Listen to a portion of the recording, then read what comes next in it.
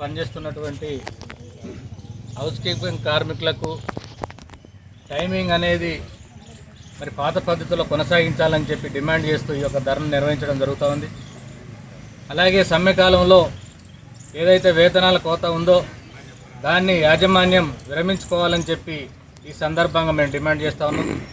ఇవాళ దేశవ్యాప్తంగా జరిగినటువంటి సమ్మె ఒక కాలనీలో జరగలేదు, ఒక RG2 డివిజన్లోనే జరగలేదు.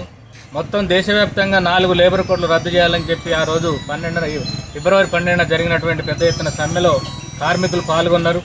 ఆ కార్మికుల యొక్క వేతనాలు కోత పెట్టడం అనేది సిగ్గుసేటుగా ఉంది. ఎక్కడ లేని విధంగా ఇక్కడ ఈ సింగరేణి యాజమాన్యం వివరిస్తూ ఉన్నటువంటి తీరు సరిగ్గా లేదని చెప్పి ఈ సందర్భంగా మేము తెలియజేస్తూ ఉన్నాం.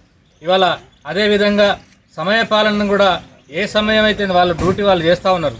ఇవాళ కొత్తగా అధికారంలోకి రాగానే ఇవాళ వాళ్ళు మరి టైమింగ్ చేంజ్ చేయడం వల్ల కార్మికులు డిస్టర్బ్ చేయడమే తప్ప మరొక విధంగా లేదు. అదేవిధంగా వెంటనే ఆ టైమింగ్ పాత పద్ధతిలో కొనసాగించాలని చెప్పి ఈ పెనాల్టీ ఏదైతే ఉందో దాన్ని రద్దు చేయాలని చెప్పి మేము ఈ సందర్భంగా డిమాండ్ చేస్తున్నాం. లేనట్లయితే సింగరేణి వ్యాప్తంగా పెద్ద ఎత్తున ఆందోళన కార్యక్రమాలు చేపట్టాల్సి ఉంటుందని చెప్పి అప్పుడు దీనికి సింగరేణి యాజమాన్యం పూర్తి బాధ్యత వహించాల్సి ఉంటుందని చెప్పి మేము తీవ్రంగా హెచ్చరిస్తూ ఉన్నాం. ఇవాళ నరేంద్ర మోడీ ప్రభుత్వం 29 కార్మిక చట్టాలను 4 కోడ్లుగా తీసుకొచ్చి కార్మికులను పెట్టుబడిదారులకు బానిసలుగా అప్పజెప్పే విధంగా ఇవాళ ప్రభుత్వం వ్యవహరిస్తూ ఉంది. దాని తీరును వ్యతిరేకిస్తూ మరి మేము చేస్తున్నటువంటి అది ఆందోళన కానీ ధర్నాలు కానీ రాస్తారోకోలు కానీ కార్మికులు ఖచ్చితంగా పాల్గొంటారు.